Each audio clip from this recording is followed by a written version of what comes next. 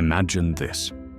You wake up tomorrow, and every dollar you own is gone. No bank accounts, no job, no safety net. Would you still be you? Could you still smile? Could you still breathe deeply with calm? Most of us have never questioned how tightly our identity is chained to money. We wake up worrying about bills, obsessing over salaries, chasing promotions. We build our entire sense of worth on numbers printed on pieces of paper. Yet deep down, we know something feels off. Something is fragile about this system of worth, as if a single gust of wind could blow it all away. The Buddha taught that suffering begins the moment we cling to what is, by nature, unstable. Money is a perfect example. It rises and falls like a wave, unpredictable, shifting, never truly yours. If we tie our peace to money, we hand over the key to our well-being to forces we can never control. So the question is, what would it take to finally unshackle ourselves from this anxiety? To live in a world where money can come and go without owning our souls? Today, we will walk through ancient Buddhist wisdom, stories from the Buddha's own time, and modern reminders that together form a path toward never worrying about money again. Not because you'll magically become rich, but because you will realize you were never truly poor in the first place. There is a secret in this philosophy, hiding in plain sight. And once you see it, it will transform not just how you relate to money, but how you relate to everything. Stay with me. Let us step together into the gentle power of letting go. The first insight: impermanence. In the teachings of Buddhism, there is one word that echoes through the centuries: anicca, impermanence. Nothing stays, nothing holds, nothing is permanent. Not your possessions, not your wealth, not even your very body. Imagine a great river flowing. You cannot step in the same river twice, because the water has changed. Likewise, your bank account, your job, your investments. These are rivers, not stones. They are always in motion. The Buddha told the parable of a man crossing a raging river. He built a sturdy raft and made it safely to the other side. Once on the shore, he wondered if he should carry the raft on his back forever, just in case he needed it again. Of course, he realized the absurdity of it. The raft served its purpose, and now it was time to let it go. Money is like that raft. It helps you cross certain rivers in life, but to keep carrying it mentally, fearing its loss, clinging to its protection, is to weigh yourself down unnecessarily. When you see money as the raft, a tool, not a treasure, you begin to set yourself free. And yet, even knowing this, fear can still grip us. What if I lose everything? Echoes in the mind. The Buddha would gently remind us, everything will be lost, eventually. That is not a curse, but a liberation. If we accept that change is the rule, not the exception, then money loses its power to terrify us. This first truth is unsettling, but it cracks open a door, and through that door, a new way of living can be glimpsed. What lies beyond impermanence is where the real transformation begins. The nature of non-attachment. The Buddha's second secret is non-attachment. In Pali, it is called upekkha, equanimity, a balanced state of mind that does not cling to what is pleasant, nor shrink from what is unpleasant. Think of the lotus flower. It grows in mud, surrounded by decay, yet rises pure and beautiful above the water's surface. That is the heart of non-attachment, existing fully, even in imperfect conditions, unsoiled by greed or fear. Modern society is a mud of constant desire. Advertisements whisper that you must buy more to matter more. We treat money as a guarantee of safety, even of love. But non-attachment shows us a different path. You can work for your needs without worshipping them. You can use money skillfully without chaining your soul to its fluctuations. There is a quiet power in refusing to let money define you. Picture a monk who owns nothing but a bowl and a robe, yet walks with unshakable confidence and peace. His freedom is total, because he cannot be manipulated by the promise of gain or the threat of loss.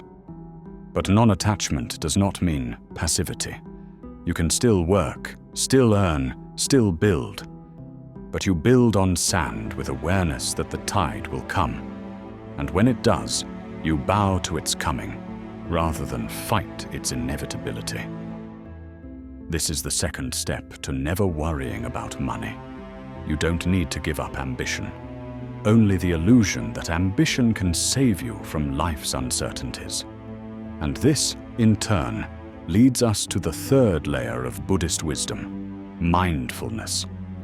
The Buddha compared the human mind to a monkey leaping from branch to branch, never at rest. When it comes to money, that monkey goes wild, imagining bankruptcy, dreaming of riches, replaying past mistakes, fearing future losses. Mindfulness is the art of taming the monkey. It is the discipline of bringing the mind back to this moment, this breath, this step. If you worry about losing your job, but in this moment your job is secure, then that worry is a fantasy, an illusion, a projection. Mindfulness returns you to reality. Studies today back this up. Mindful people have been shown to make clearer financial decisions. They spend according to their values rather than their impulses. They invest with patience instead of panic. One simple practice is this. Before making a money decision, pause for 3 breaths. Feel your feet on the ground. Let the mind settle. Then act. The calm that emerges from mindfulness is worth more than gold, because you are no longer a slave to the roller coaster of gain and loss. You are present, unshaken, able to see clearly. And what happens when you can see clearly? You begin to sense something even deeper. You notice the humanity behind money, the people, the suffering, the hope. And with that, you open the door to compassion. We are about to explore how compassion itself becomes a kind of wealth that no thief can steal. Compassion as true wealth. In a world obsessed with possessions, compassion is a currency we barely notice. And yet, the Buddha called it the greatest treasure. Once, a miser came to the Buddha, complaining that giving money to the poor would leave him empty. The Buddha told him a story. A candle that lights another does not lose its flame. Instead, the world becomes brighter. Likewise, sharing your resources, whether money, skills, or time, does not make you poorer. It frees you from the fear of loss. Generosity transforms money from a wall into a bridge. When you give, you no longer fear losing, because you realize you have already shared what you could, and what you hold now is enough. The Buddha taught dana, the perfection of generosity. It begins as a small act, a coin to a beggar, a meal to a stranger, and grows into an unshakable confidence that what you give returns 1,000-fold, not in dollars but in peace. Modern studies echo this. People who give are happier. Their anxiety about finances drops. They experience what psychologists call helper's high, a warm glow that no amount of consumption can replicate.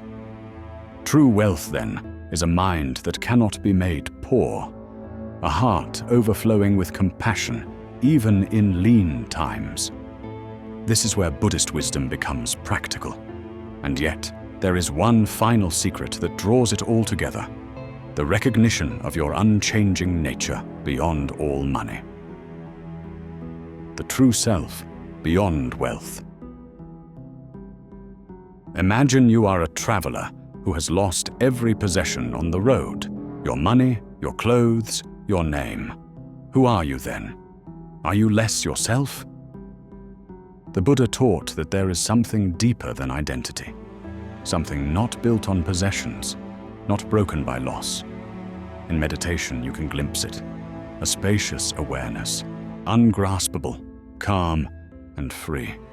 That awareness is who you truly are. It cannot be bought or sold. If you look deeply, you will see that money is only a label, a convention, a game played in human society. Your essential being stands outside that game. Like a clear sky behind passing clouds, your awareness is not changed by how thick or dark the clouds are. So too, your true nature is not altered by how rich or poor you appear in the world's eyes. Remember the story of the Buddha himself. Born a prince, surrounded by riches, he left it all behind and found a greater treasure within. He discovered a peace unshaken by fortune, a joy undimmed by loss. You do not have to abandon your life or career, but you can hold them lightly, like a bird resting on your open hand, ready to fly away at any moment. The freedom to never worry about money lies here, knowing you are not your bank balance. You are something far more mysterious and far more beautiful. This realization is the final jewel of the path. And yet, there is one more step you can take to live it fully. Practicing simplicity. In Buddhist communities, simplicity is a sacred principle. Monks live with the barest possessions, not to punish themselves, but to free themselves from excess. What if you practiced this even a little? Declutter your home. Cancel what you do not use. Release subscriptions that do not serve you. Simplify your spending so that each dollar carries intention rather than anxiety. The Buddha said, "Contentment is the greatest wealth." When you live simply, you discover how little you truly need to be at peace. Consider the story of the old farmer who lost his horse. His neighbors wailed, "How terrible!" The farmer calmly replied, "Maybe so, maybe not."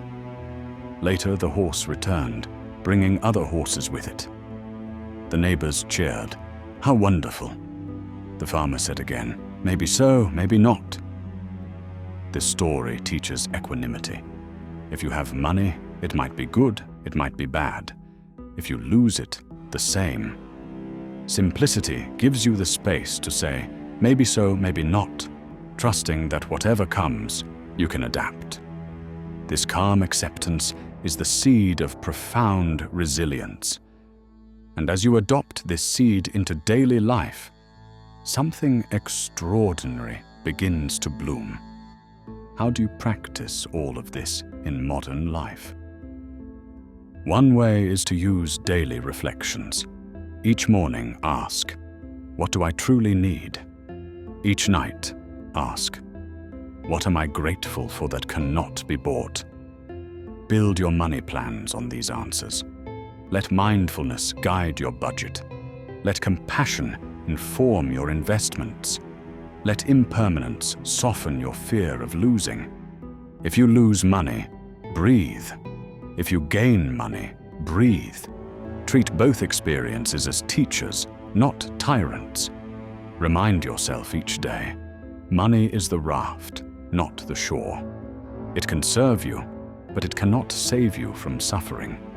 Only wisdom can do that. The Buddha himself taught that liberation is not found in the marketplace, nor in a coin purse, but in the stillness of the heart. And this stillness is available to you now, no matter how much or how little you possess. Picture yourself tomorrow opening your bank account. Whatever number you see, can you smile anyway? That is the measure of real freedom. Because in the end, peace of mind is the only wealth that truly matters. So what is the Buddhist secret to never worrying about money? It is seeing money as impermanent, using it without clinging, pausing in mindfulness, giving generously, living simply, and resting in the unchanging awareness of who you really are. You are not your job title. You are not your paycheck. You are not your bills. You are the open sky, free and wide, with thoughts and fears passing through like drifting clouds. When you remember this, money cannot enslave you. It cannot steal your sleep or your smile.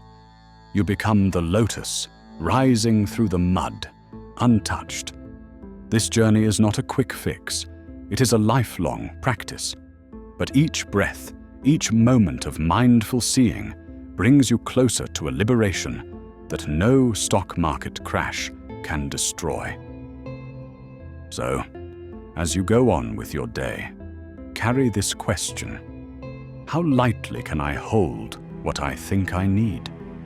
If you found something here today that eases your burden, I invite you to subscribe for daily Buddhist insights and share this video with someone who carries the weight of financial worry.